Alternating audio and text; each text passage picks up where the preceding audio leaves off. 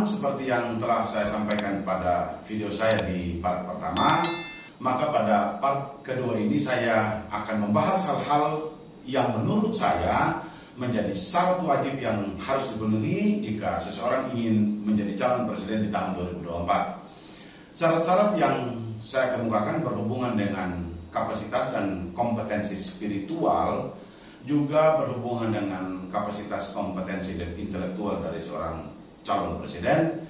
Ya, tak ketinggalan juga terkait dengan kualitas kepribadian dan kapasitas jiwa nasionalisme dari seorang calon presiden yang akan berkontestasi di tahun 2024. Menurut saya, dengan memiliki kualifikasi atau kompetensi atau kapasitas yang saya sebutkan itu, saya berkeyakinan bahwa seorang calon presiden, jika nantinya terpilih menjadi presiden, akan memenuhi tuntutan konstitusi dan juga akan memenuhi ekspektasi rakyat, dan tentunya yang lebih utama adalah akan memberikan pengabdian terbaiknya kepada bangsa dan negara kesatuan Republik Indonesia. Teman-teman, yang menurut saya kenapa pentingnya kapasitas dan kompetensi spiritual, karena menurut saya sebagai Indonesia, sebagai negara yang berketuhanan, tentu yang menjadi syarat utamanya adalah seseorang yang akan maju di Pilpres 2024 nanti haruslah seseorang yang beriman dan bertakwa kepada Tuhan. Artinya bahwa seorang calon presiden tidak sekedar memiliki formalitas beragama sebagai pelengkap identitas di KTP-nya saja. Seorang calon presiden yang nantinya akan menjadi presiden jika terpilih haruslah benar-benar orang yang bertakwa kepada Tuhan dan mempersilahkan seluruh kehendak Tuhan menguasai dirinya, serta mau dan mampu menjalankan semua perintahnya. Yang perlu kita pahami bahwa pengakuan akan adanya Tuhan dan seluruh karyanya atas bangsa Indonesia menjadi dasar dari kemerdekaan negara kesatuan Republik Indonesia yang oleh para pendiri mereka taruhkan di alinea ketiga dari pembukaan Undang-Undang Dasar 1945, yang minimal kalimatnya berbunyi begini: atas berkat rahmat Allah yang Maha Kuasa dan dengan didorong oleh keinginan luhur supaya berkehidupan kebangsaan yang bebas, maka rakyat Indonesia dengan ini menyatakan kemerdekaannya.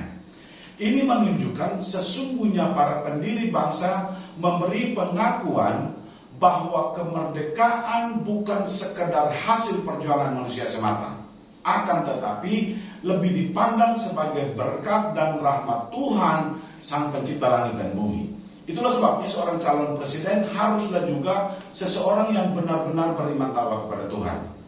Saya punya keyakinan bahwa orang yang beriman takwa kepada Tuhan dapat dilihat dari tingkah lakunya, cara pandangnya, cara kerjanya, dan sikapnya yang mendasari segala hal dalam kehendak Sang Khalik. Perbuatannya didasarkan pada kehendak Sang Khalik. Itulah sebabnya calon presiden harus mengakui bahwa kekuasaan dan jabatan yang ia emban saat ini itu merupakan mandat ilahi yang akan kembali dipertanggungjawabkan kepada Sang Khalik itu sendiri. Dengan adanya pengakuan dan keimanan kepada Tuhan Yang Maha Esa, maka jika terpilih nanti menjadi presiden, akan menjadikan seluruh karya dan pengabdiannya kepada bangsa dan negara kesatuan Republik Indonesia sebagai ibadahnya untuk mewujudkan kerahmatan atas Indonesia. Dengan kompetensi spiritual yang berkualitas, seorang pemimpin yang akan terpilih di tahun 2024 atau calon presiden yang akan memimpin bangsa ini, saya berkeyakinan dia akan menghindarkan diri dari perbuatan-perbuatan tercela yang melawan hukum, dan terlebih utama perbuatan-perbuatan yang merugikan bangsa dan negara. Karena saya yakin dia akan menyandarkan dirinya pada kehendak Sang Khalik, maka apa yang diperkatakan pasti itu yang akan dia perbuat. Apa yang dia janjikan pada saat dia berkampanye, saya berkeyakinan itu juga akan dilakukan pada saat dia terpilih. Karena menurut saya seseorang yang beriman takwa berpendapat bahwa baginya kekuasaan adalah kepercayaan yang dipertanggungjawabkan kepada Tuhan sebagai pemilik kekuasaan itu sendiri. Ia akan menghadirkan dirinya sebagai alat bagi Tuhan untuk mengerjakan sejumlah kebaikan dan kemaslahatan untuk rakyat Indonesia.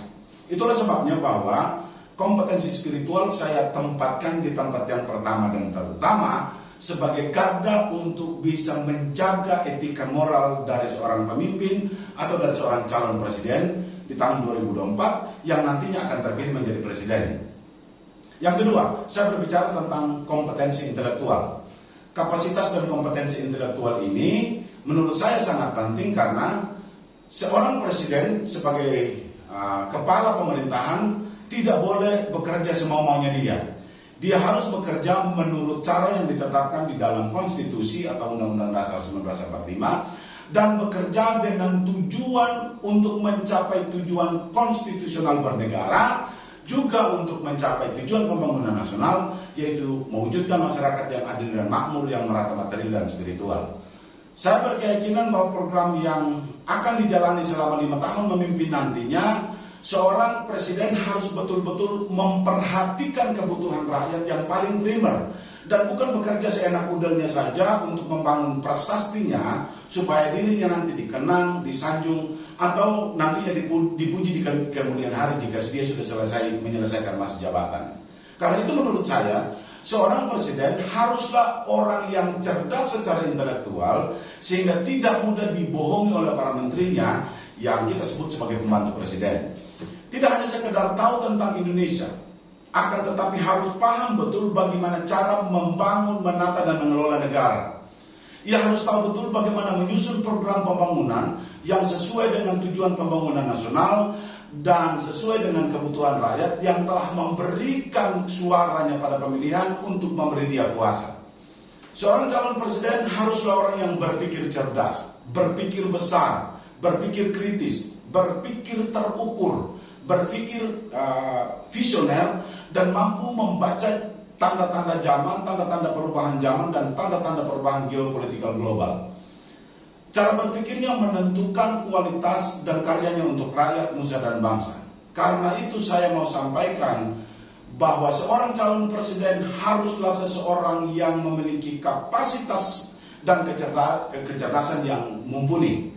Seorang pemimpin, seorang calon presiden yang akan terpilih menjadi presiden dalam mempersiapkan program pembangunan bangsa haruslah memperhitungkan setiap langkah yang diambil dalam membangun bangsa.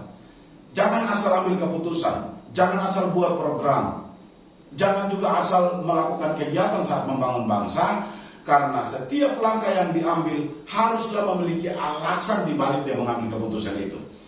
Menurut saya, pemimpin yang hebat pasti juga mampu menyambungkan antara visi dan misi kebangsaan, menghitung apa dampak baik dan dampak buruk dari yang ia kerjakan, supaya nantinya terukur apa yang dia perbuat. Seorang pemimpin harus bisa memberdayakan setiap komponen bangsa, seluruh warga bangsa, seluruh anak bangsa untuk ikut terlibat dalam perjuangan untuk memajukan bangsa ini.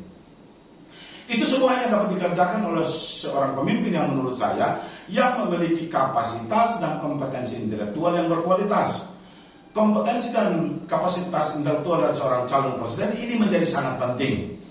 Jadi saya mohon dengan hormat kepada siapapun saudaraku semua yang hanya bermodal uang yang banyak, yang bermodalkan dana yang banyak, supaya mohon sadar diri bahwa Anda tidak pantas dan tidak layak untuk maju menjadi capres jika hanya mengandalkan uang, jika hanya mengandalkan relasi, jika hanya mengandalkan dukungan saja.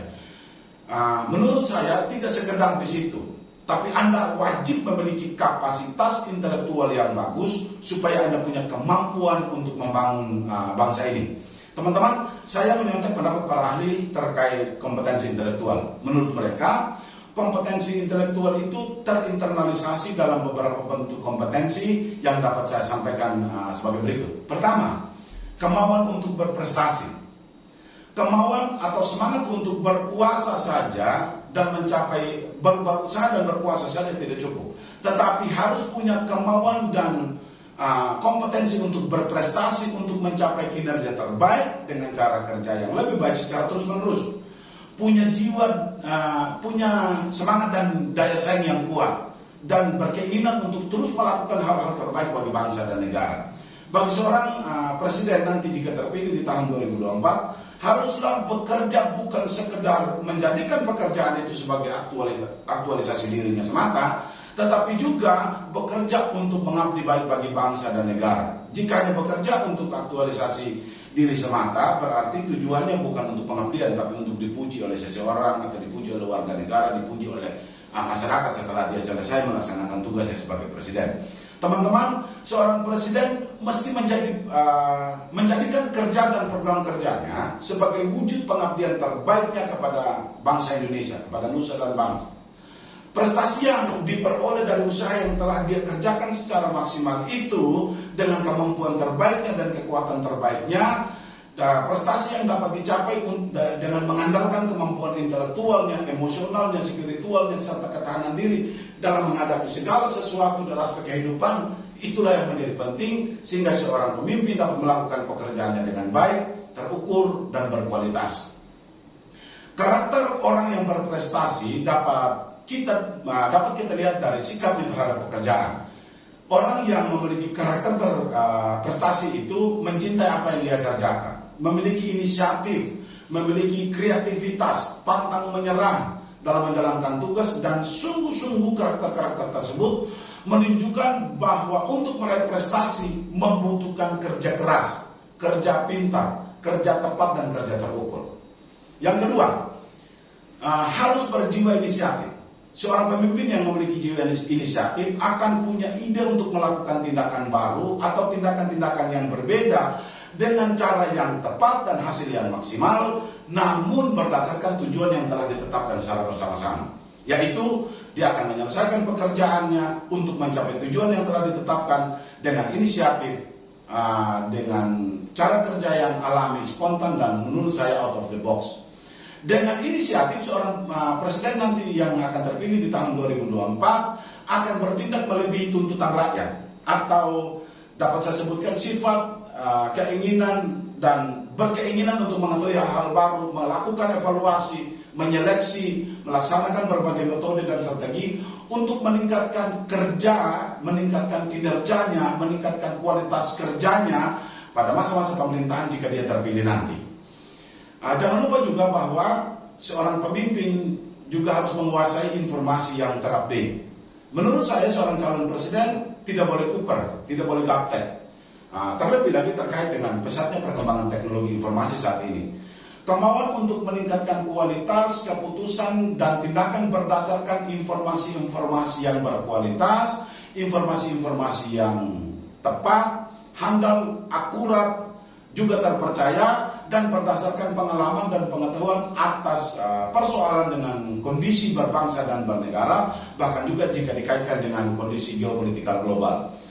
Dengan menguasai informasi, maka nantinya seorang presiden jika terpilih akan mudah saat mengimplementasikan program kerja dan penggunaan anggaran yang menurut saya pasti akan tepat sasaran, efektif, efisien, tepat guna, dan dapat menghindarkan diri dari penyimpangan dalam melaksanakan program kerja sebagai seorang presiden jika terpilih nanti pada Pilpres 2024. Seorang pemimpin juga harus berpikir konseptual.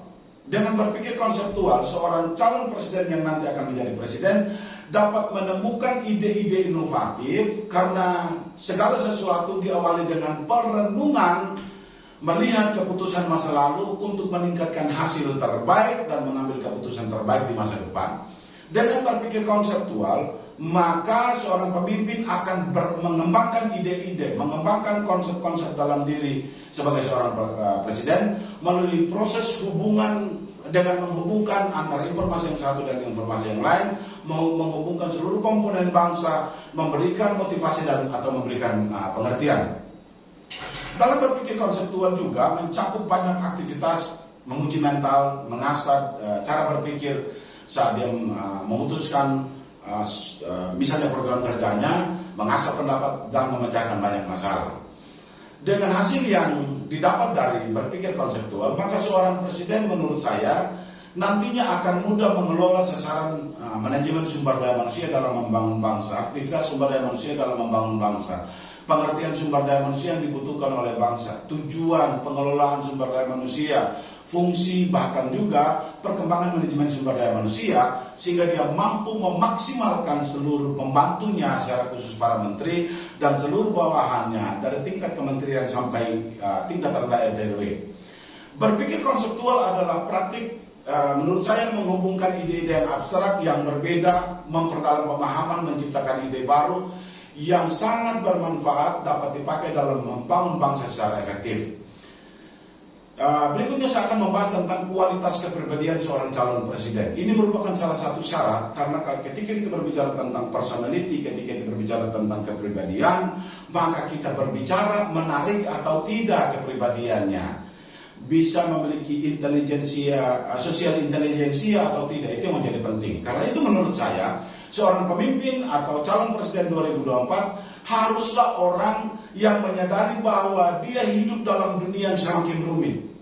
Perubahan lingkungan bergerak dengan cepat, tanpa kita sadari bahwa perubahan itu bisa menampi setiap orang, bisa membuat setiap orang tergeser dan tergusur.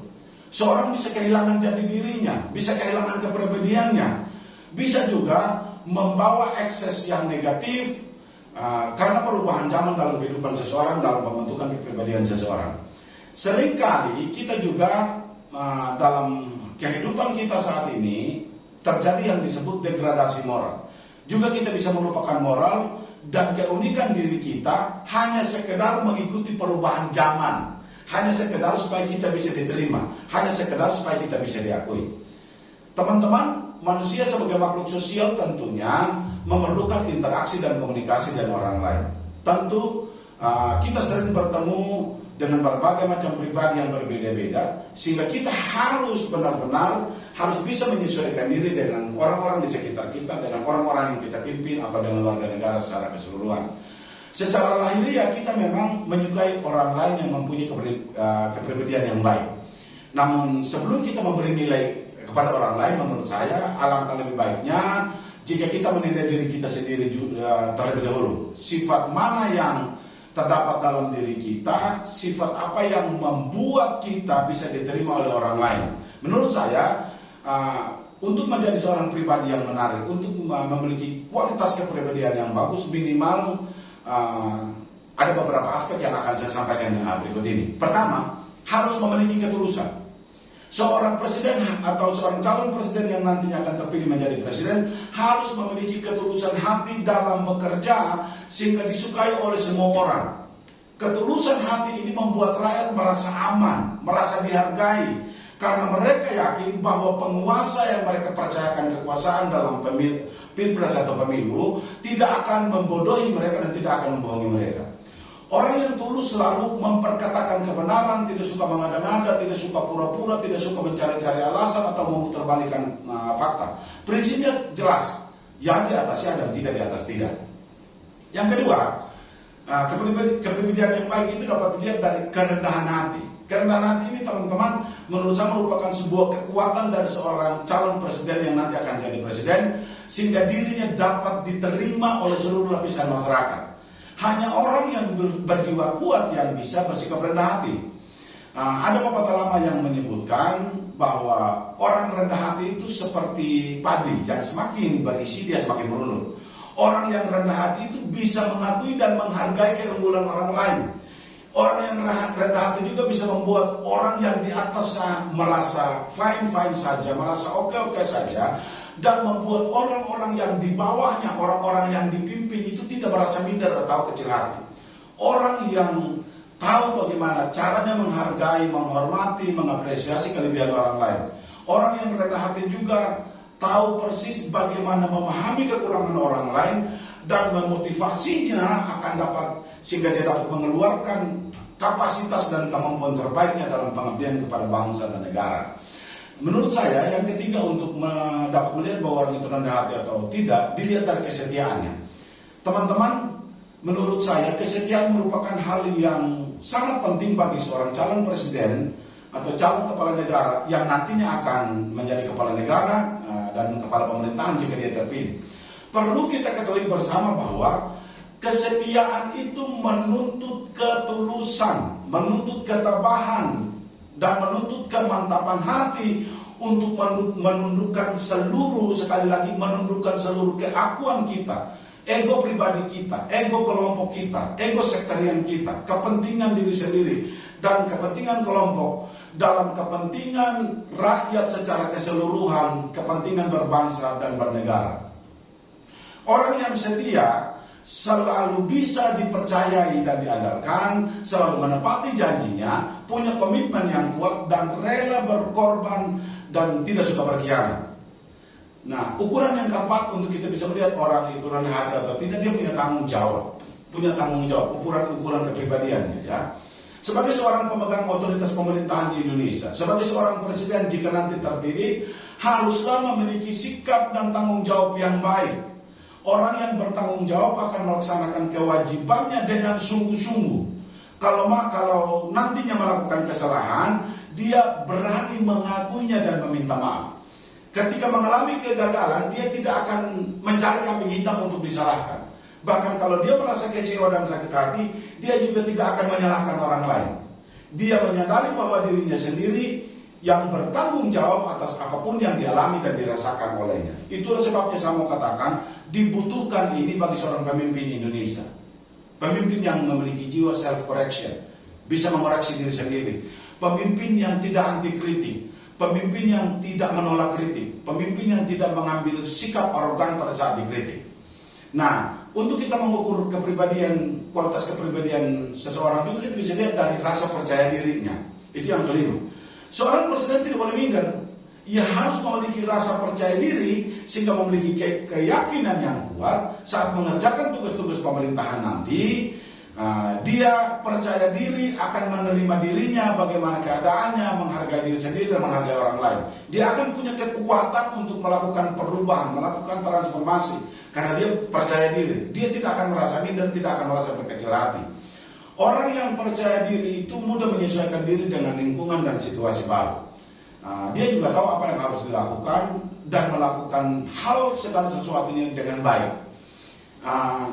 Dia juga memiliki jiwa empati dan simpati. Ini penting teman-teman. Simpati dan empati adalah sikap yang sangat mengagumkan. Dengan bersimpati maka seorang pemimpin seperti presiden akan menaruh rasa dan perasaannya kepada rakyat yang telah mempercayakan kuasa untuk memimpin negara. Sementara sifat berempati berarti setiap simpati diwujudkan dalam bentuk tindakan dan perbuatan secara nyata. Orang yang berempati bukan saja menjadi pendengar yang baik, tetapi juga menempatkan dirinya pada posisi orang lain, memahami situasi orang lain dan berbuat untuk orang lain. Ketika terjadi konflik, dia selalu mencari jalan keluar terbaik bagi kedua belah pihak. Tidak suka memaksakan pendapat dan hendaknya sendiri. Dia juga selalu berusaha untuk memahami dan mengerti perasaan orang lain. Itu kita berbicara tentang kualitas kepribadian seorang calon presiden sebagai syarat yang ketiga. Syarat yang keempat di sini saya berbicara tentang nasionalisme. Seorang calon presiden atau presiden terpilih haruslah seseorang yang memiliki semangat kebangsaan dan jiwa nasionalisme. Dengan semangat kebangsaan dan jiwa nasionalisme, seorang presiden akan sangat mencintai negara kesatuan Republik Indonesia dan mewujudkan rasa cintanya kepada negara melalui karya terbaik yang diberikan kepada bangsa dan negara pada saat dia memimpin menjadi presiden.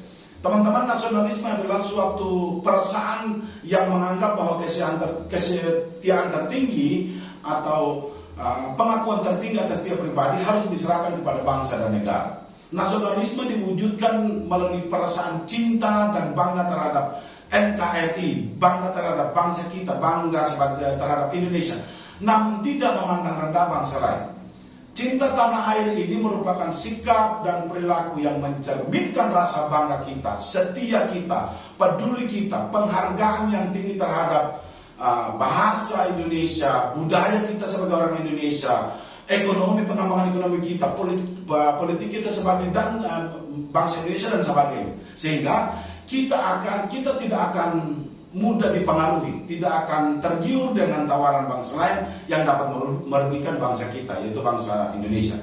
Cinta tanah air adalah mencintai bangsa sendiri dengan perasaan mencintai warga negaranya, mengabdi dengan setia, berkorban, memelihara persatuan dan kesatuan, melindungi tanah air kita dari segala ancaman dan gangguan, dan melindungi bangsa kita dari disintegrasi yang terjadi. Dengan definisi lain, cinta tanah air adalah munculnya rasa kebanggaan dan rasa kecintaan, rasa memiliki, rasa menghargai, rasa menghormati, setia dan kepatuhan yang dimiliki oleh setiap kita sebagai warga negara terhadap negara dan tanah air kita. Karena itu teman-teman, seorang presiden yang nantinya terpilih haruslah memiliki nasionalisme tinggi supaya memberikan pengabdian terbaiknya kepada negara melalui karya terbaik, pelayanan terbaik, kerja terbaik, kemampuan terbaik, melalui program kerja terbaik yang sesuai dengan kebutuhan rakyat Indonesia sebagai pemberi mandat kuasa, dan rakyat Indonesia kita kenal sebagai pemegang kedaulatan di negara kesatuan Republik Indonesia.